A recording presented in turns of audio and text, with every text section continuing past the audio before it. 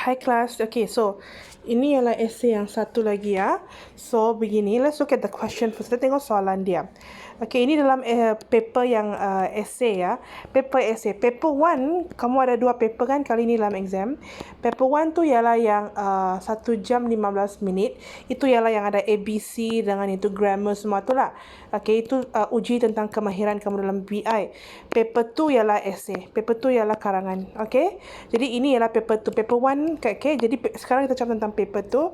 Paper 2 ada 2 part. Part ini ialah part kedua. Part pertama ialah video yang kamu tonton Selasa yang lalu. Okay, itu writing a message. Okay, jadi ini ialah part kedua. Jadi ada 2 part dalam bahagian karangan ya. Kamu sudah tahun ketiga sudahlah exam should be kamu tak ada masalah dalam format sudah. Okay. Ingat ya, part yang kedua, not less than 120 words ialah jangan lebih juga. Tak boleh kurang tapi jangan lebih. Lebih paling pun 130 begitu cukup sudah. Jangan lebih. Okay, kalau kamu dalam lingkungan 115 pun juga kira okay. Tapi kalau kamu dalam lingkungan macam 100 dan kurang daripada itu memang akan potong markah. Okay, tapi jangan lebih. Kenapa jangan lebih? Kalau lebih potong markah, tidak akan potong markah, tapi kamu confirm tak akan cukup masa. Okay, jadi part 1 yang kamu buat yang writing a message tu yang Selasa minggu lalu yang kamu tonton video itu kan, itu ialah 80 perkataan saja. 80 words. 80 words tu lagi jangan bazir masa. Agak-agak dalam 80-90 berhenti sudah. Tulis saja apa yang diperlukan. Okey, kerana kalau kamu membazir masa di part 1, kamu akan tidak cukup masa untuk part 2. Okey, itulah maksudnya jangan lebih tetapi jangan kurang juga.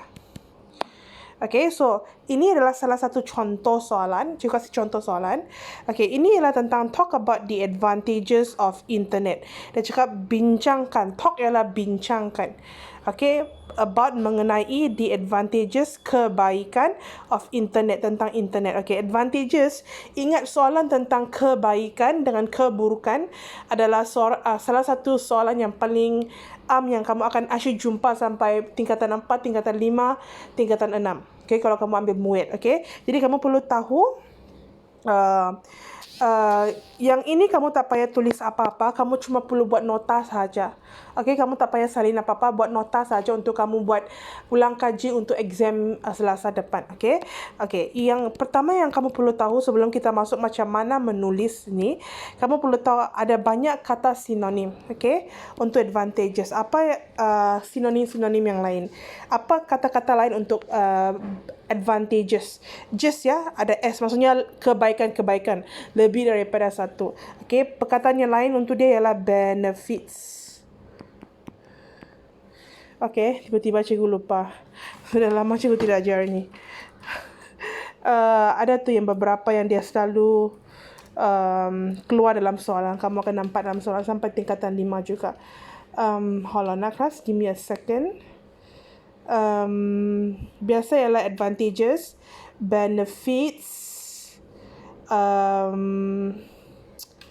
apa lagi ya? Saya tidak muncul yang cikgu selalu nampak. Ya, okay.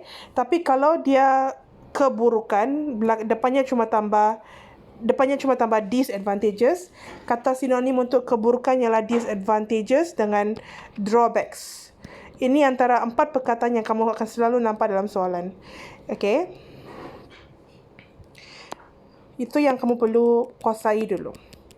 Dia boleh keluar kebaikan, dia boleh keluar keburukan. Ini adalah jenis esei bincangkan tentang kebaikan ataupun keburukan. Kamu punya level dia tidak akan keluar tentang keburukan dan kebaikan kerana cuma 120 perkataan. Dia cuma akan pilih soalan, cuma akan minta keburukan ataupun kebaikan. Okay, ingat advantages ialah kebaikan, dia punya sinonim ialah benefits. Manakala keburukan ialah disadvantages, dia punya sinonim ialah drawbacks. Kenapa? Kamu tengok semua perkataan ni di belakangnya ada S kerana lebih daripada 1. Okay. Next. Okay. Bincangkan tentang kebaikan internet. Kerana 120 perkataan sahaja. Okay. Cikgu cadangkan dalam exam kamu 3 perenggan. atau paling-paling pun 4 perenggan, tapi cikgu cadangkan 3 perenggan sahaja. Okey, sebelum cikgu bincangkan apa yang dituliskan dalam 3 perenggan, ada aspek-aspek yang cikgu nak kamu ambil perhatian dulu. Okey, this one. Ya, ini. Okey. Ini adalah aspek yang paling penting kerana ini berkaitan dengan grammar. Kerana kalau grammar dia akan tentukan, dia akan mempengaruhi markah language kamu dengan satu lagi. Adalah dua aspek tu. Okey, ada 4 aspek dalam writing, 2 aspek tu dia akan mempengaruhi. Jadi markah itu sangat penting dalam grammar itu. Tapi kalau kamu tak tahu, jangan terlampau risau juga. Kerana CFR dia pentingkan kamu menulis dengan lebih banyak. Okey, grammar penting tapi dia pentingkan kamu dapat menulis lebih banyak point. Okey, ingat kelas jangan tulis BM masuk ya kelas. Jangan tulis BM masuk. Kerana kalau ada BM cikgu terpaksa turunkan grade. Bukan potong markah, dia turunkan grade. Mungkin sepatutnya kamu dapat B ke, tapi kalau kamu sembarang cincai tulis, mungkin kamu tidak mematuhi benda-benda yang cikgu beritahu, kamu akan mungkin turun ke C, kadang-kadang ke D. Jadi jangan tulis BM. Okey? Okey. Masih soalannya sama. Bincangkan talk about the advantages of internet. Bincangkan kebaikan internet. Okey. Apa aspek-aspek yang kamu perlu tahu? Yang pertama, opinion. Kerana ini adalah pendapat kamu dengan kenyataan. Okey, esei ini bergabung tentang kenyataan dan pendapat kamu. Jadi kamu perlu guna present tense. Kerana dia pendapat kamu. Benda yang pendapat kamu dengan kenyataan seperti setiap hari kita you have already learned this in the beginning of the year kan, present tense kan. Macam matahari terbit setiap hari, itu mesti guna present tense. In a year there are 12 months, ada 12 bulan. Dia tidak akan berubah. Kenyataan seperti ini tidak akan berubah. Kenyataan yang tidak akan berubah dengan kamu punya pendapat, kamu mesti guna present tense. Bila kamu guna past tense, adakah kemungkinan kamu guna past tense?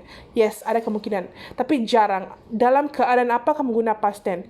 Kalau kamu kerana esei ini kamu perlu beri contoh supaya kamu punya isi lebih cantik dibaca. Contoh itu kamu guna contoh yang sudah lalu. Contoh dia ada dua jenis. Satu contoh ialah yang sudah lalu, perkara yang sudah berlaku. Contohnya COVID-19, Malaysia was in lockdown for 1 year.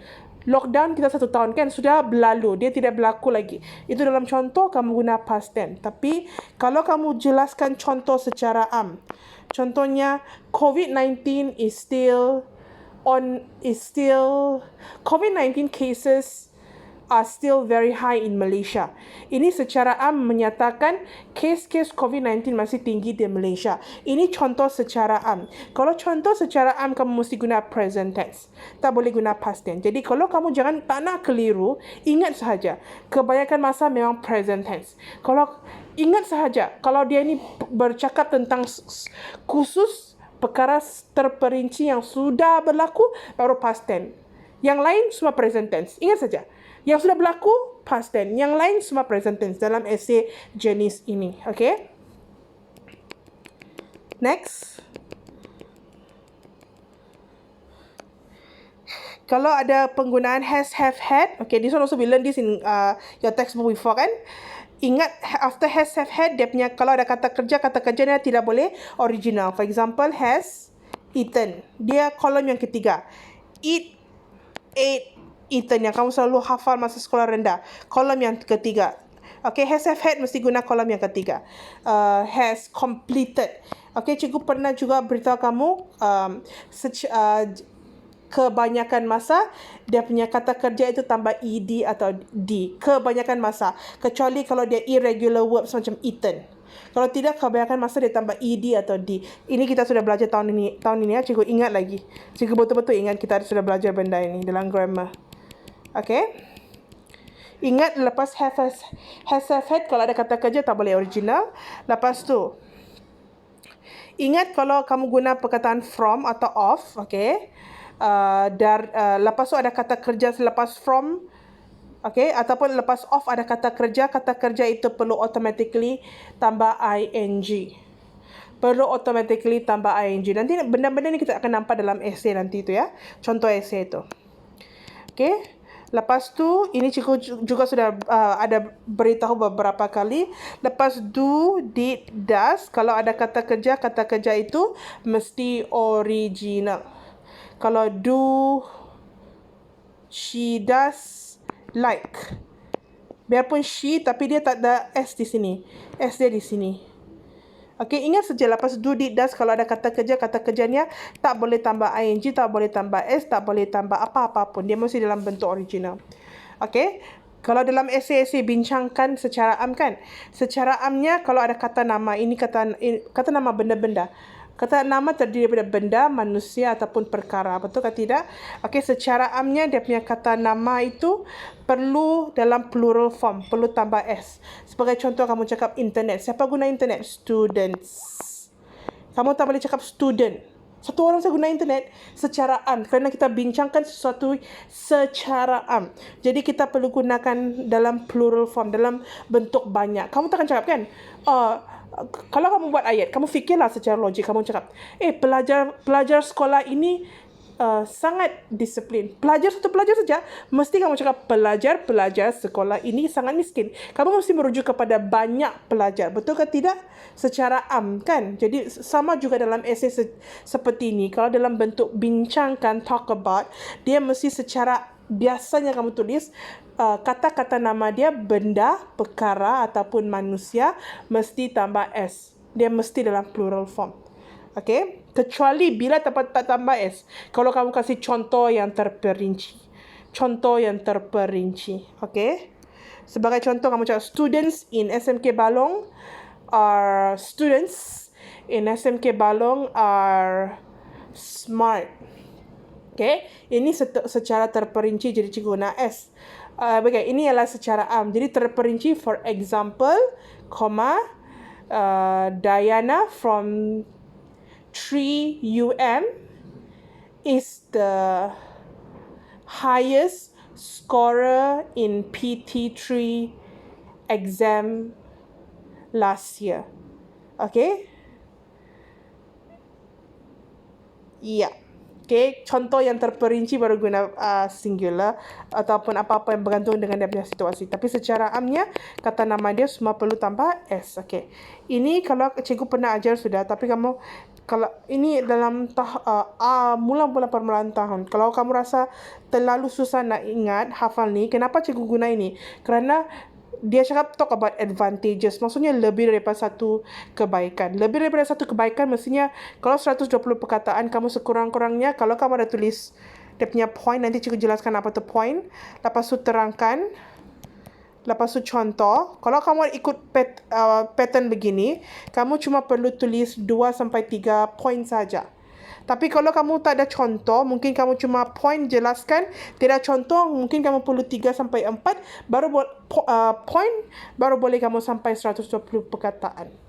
Okay? Tapi ini kamu mesti hafal. Kalau point pertama guna yang pertama. Point kedua, yang kedua, ketiga. Dalam BM kamu buat esei begitu kan? Tapi dalam English dia beginilah. Ini ialah pertama, kedua, ketiga, keempat, kelima, keenam. Yang akhir kita cakap lastly. Cikgu tak tulis di sini. Yang terakhir kita cakap lastly. Ataupun ada lagi satu yang lebih cantik lagi. Nanti kita tengok dalam esei. Okey, ini adalah aspek dia punya bahasa. Mari kita tengok contoh dia sekarang. Contoh esei. Macam mana orang ni tulis. Cikgu lah yang tulis ni. Okey. Okey. So, cikgu cakap tadi, secara am tiga perenggan, tengok. Okey, satu. Sini satu perenggan pertama. Perenggan kedua, panjang sikit tak apa. Perenggan ketiga. Ini bersambungnya, dia muka surat yang baru. Tapi sebenarnya ini satu perenggan saja. Okey, perenggan pertama, perenggan kedua, perenggan ketiga. Okey, apa fungsi-fungsi perenggan ini? Okey, perenggan pertama cikgu kenalkan. Apa itu internet? Okey, semasa kamu nampak soalan nanti,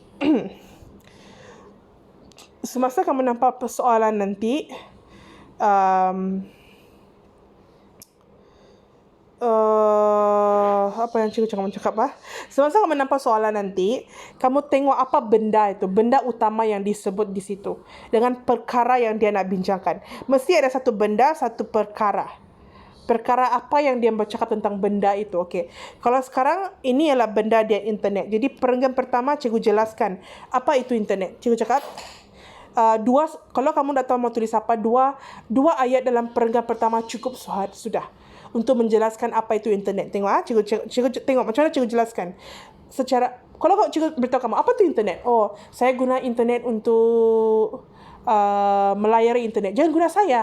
Kamu cakap kita, we. Kalau kamu keliru, ingat saja masa tulis esei saya begini, tak boleh cakap saya. Mesti guna orang, people. Kalau kamu keliru, kamu ulanglah saja. People, everyone. Ini saya kamu ulang. People, everyone. People, everyone. People, everyone. Tak boleh guna saya. Tidak digalakkan untuk guna we. Tapi kalau kamu tersalah guna we, tak apa. Dia tak akan potong banyak, okay? Tapi kamu mesti bercakap macam kamu cakap dengan pihak ketiga. Kalau kamu dengar orang membaca berita di TV, dia tidak akan cakap kami. Dia akan cakap pelajar-pelajar, rakyat-rakyat Malaysia. Betul ke tidak? Dia merujuk kepada orang lain. Padahal benda itu pun dia merujuk kepada dia. Tapi dia bercakap tentang rakyat-rakyat Malaysia. Dia tidak merujuk kepada diri dia pada masa itu. Itu dia punya contoh. Jadi kalau kamu keliru sangat, ingat saja people, everyone. Okay? Atau mengikut kehendak soalan itu. Kalau soalan itu tentang sekolah, school, mesti ada students. Betul ke tidak? Okay, students, teachers. Ya. Ataupun soalan itu tentang, okay, kalau soalan itu tentang macam contoh about school. Okay, kalau soalan itu tentang school, okay, apa manusia-manusia yang akan muncul dalam soalan? Mengikut kehendak soalannya kelas, mesti ada students. Betul ke tidak? Mesti ada teachers. Betul ke tidak? Mesti ada principal, pengetua. Okay? Ini adalah kata-kata nama yang akan muncul dalam soalan kamu. Okay? Lepas tu kalau begini, jangan guna people sudah. Okay, jangan guna people. Okay, kerana kita secara khusus tahu ialah tentang pelajar. Kalau begitu jangan guna orang-orang. Takkan kamu cakap orang-orang di sekolah ini. Salah kan? Kamu mesti cakap pelajar-pelajar di sekolah ini ataupun the teachers of the school. Cikgu-cikgu di sekolah ini. Okay, jangan guna people. Okay, tapi secara kamu boleh cakap everyone. Kalau kamu merujuk kepada pelajar, kamu cakap everyone ataupun every student. Kalau every student tak ada S sudah. Ingat every pun cikgu pernah ajar dalam tahun beginning of this year. Ingat every tu kamu anggap dia, biarpun dia setiap dalam BM, tapi dalam English kamu anggap dia satu. Every student is. Kamu automatically mesti buang S. Ataupun setiap cikgu, every teacher is, buang S dia. Jangan tanya cikgu kenapa. Begitulah dia punya grammar rule. Okay? Kalau cikgu cakap soalan tu tentang homemade meals. The benefit of homemade meals. Apa itu homemade meals? Home ialah dia gabung perkataan ni ya. Dua perkataan jadi satu. Maksudnya home ialah dari perkataan home, rumah. Made ialah dibuat. Meals ialah makanan. So homemade meals maksudnya makanan yang dibuat di rumah. Ini contoh soalan. Okay, kalau begini, apa kata-kata nama yang kita akan wujud? Family. Betul ke tidak? Betul ke tidak? Okay. Lepas tu apa lagi akan muncul? Father. Ibu dan bapa dan ibu, mother. Okay, apa lagi? Adik-beradik. Kalau lebih daripada satu adik saja, sibling. Atau satu kakak, atau satu abang, atau satu adik. Tapi kalau lebih daripada satu, siblings. Apa lagi? Sister, brother. Okay, benda-benda begitu. Okay, cuba kasih contoh lagi. Kalau tentang masyarakat. Apa soalan tentang masyarakat ya? Kalau cakap tentang lah, macam internet ni, benda ini berlaku secara semua orang guna internet, betul ke tidak? Jadi apa kata-kata nama yang kita boleh guna? Everyone, semua orang, people. Okay, tapi kamu tengok cikgu di sini nanti jarang guna orang tu di depan. Cikgu akan buat dia kata pasif, ayat pasif. Okay, kamu sudah belajar dalam ayat pasif kan? Ayat pasif maksudnya perkara yang di depan, manusia tu di belakang. Okay? Okay, kita balik kepada soalan. Cikgu kira video ni pendek tapi panjang pula. Okay. Okay, so sekarang tentang internet. Jadi ingat dalam perenggan pertama, apa benda dia, kamu jelaskan apa itu internet, 2 ayat cukup sudah. Okay. Tengok, internet membawa banyak advantages, banyak kebaikan in our lives, dalam kehidupan kita. Internet brought many advantages in our life, membawa banyak keburukan, kebaikan in our life, dalam kehidupan kita. Benda ni ambil dari mana? Dari soalan. Cikgu ulang saja, tambah-tambah saja. Okay, has brought ialah membawa. Okay, maksudnya dari. Nah ni from. Lepas tu kalau ada kata kerja, shopping ialah kata kerja kan, automatically ada tambah ing. Okay. Ingat kalau ini soalan-soalan macam dalam grammar paper 1 pun kamu akan nampak soalan-soalan begini. Okay. Asalkan preposition kan, cikgu jelaskan lah. Asalkan preposition macam on, above, from, at. Kalau selepas perkataan preposition itu, lepas itu ada kata kerja itu automatically tambah ing. Yang preposition from, on, above, beyond, at, okay? Under, okay? Kalau lepas tu ada kata kerja automatically tambah ing. Okay? Jadi internet membawa banyak kebaikan di hidup kita, dari shopping online, daripada shopping dengan online sampailah to playing video games. Ini cikgu kasih contoh. Okay, kalau kamu rasa susahlah cikgu nak guna benda ini, kamu cakap saja, internet has brought about many advantages in our life. For example, okay, for example. Macam mana spell for example? For example. Ini maksudnya sebagai contoh. For example, shopping online and playing video games. Kasih 2 contoh setiap kali cukup sudah. Apa sih cakap? Ayat ni boleh ulang. Below are some of the advantages of the internet. Ayat kedua ini boleh hafal. Cara penulisan dia. Okay. Okay. Yang mana boleh hafal? Okay. Below are, ambil daripada soalan. Apa kehendak soalan? Kehendak soalan ialah advantages of internet. Jadi kamu tambah some of the, some ialah sebahagian, okay, sesetengah. Okay, tambah saja below are some of the, ini boleh hafal bahagian ini. Lepas tu ini ambil daripada kehendak soalan. Okay, soalan mesti lebih daripada satu. Dia takkan minta kamu tulis 1 point. Dia mesti di sini kan, mesti dia benefits, advantages, disadvantages, drawbacks. Dia mesti ada S. Dia mesti mau kamu beri lebih daripada 1 point. Okay. Ingat cikgu cakap kalau kamu ada point. Okay. Cikgu tak mau jelaskan dulu. Kita baca dulu. Okay.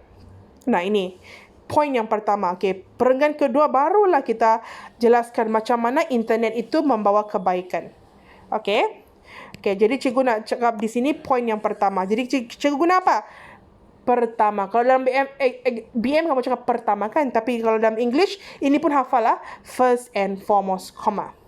Okay, first and foremost, internet is a great tool for education. Internet adalah alat yang sangat baik untuk bidang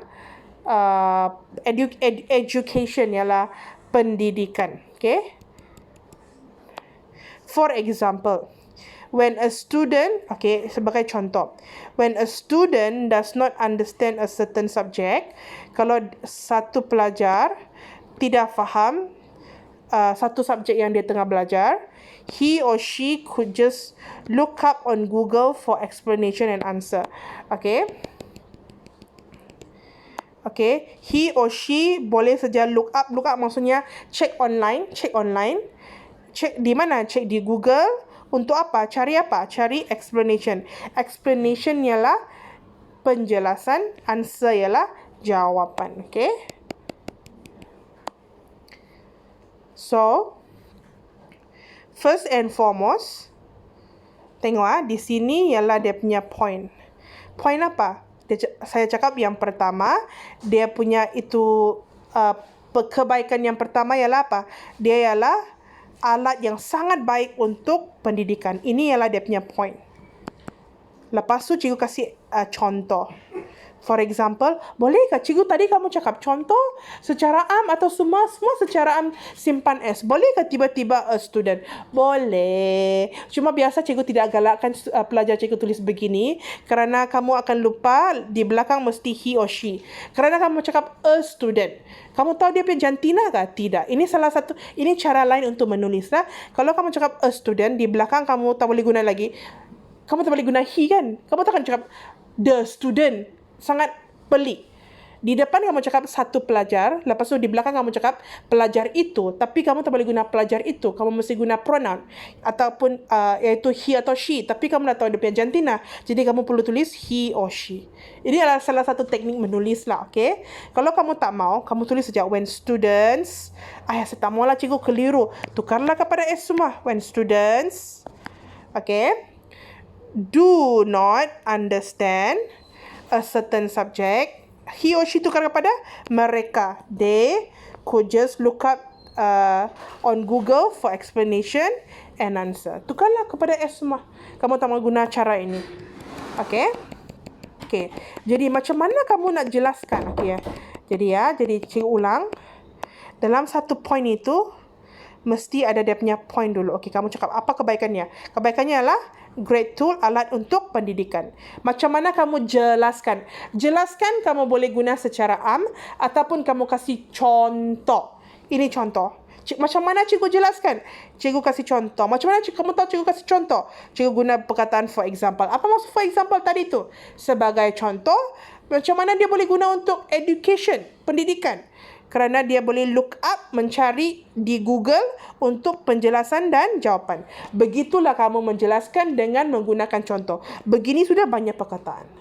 Okey, jadi kalau kamu keliru, ingat macam mana kamu nak tulis di peringkat kedua. Yang pertama, kasih dia punya benefit. Kasih dia punya advantage. Satu. Lepas tu, kamu jelaskan menggunakan contoh. Jelaskan dengan menggunakan contoh. Macam mana kamu cikgu tahu kamu guna contoh? For example. Hafal perkataan ini. Okay? Mari kita tengok point yang kedua. Macam mana kamu tahu cikgu tulis point yang kedua? Ni, in addition.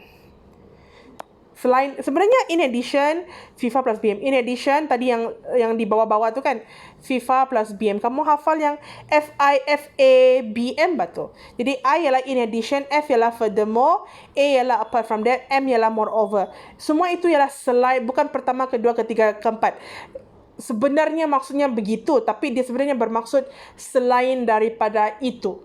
Okay, kalau kamu tulis firstly, secondly, thirdly, fourthly kan, sebenarnya tak seberapa cantik dalam BI. Kalau kamu sampai form 4, form 5, benda-benda itu memang cikgu-cikgu yang kamu akan belajar, dia tidak akan ajar benda-benda begitu lagi.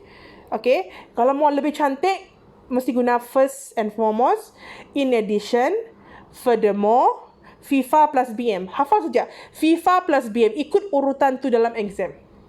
Okay, ikut urutan tu dalam exam. Okay. Jadi, poin yang kedua cikgu guna, in addition, selain daripada itu, internet has helped many. Dia telah membantu many, banyak orang. Cikgu tidak tulis people. Kerana many people, kita boleh potong jadi many sahaja. Has helped many in terms of getting good bargains of the internet. Okay, dia telah membantu, apa lagi kebaikan internet? Membantu orang lain in terms of dari segi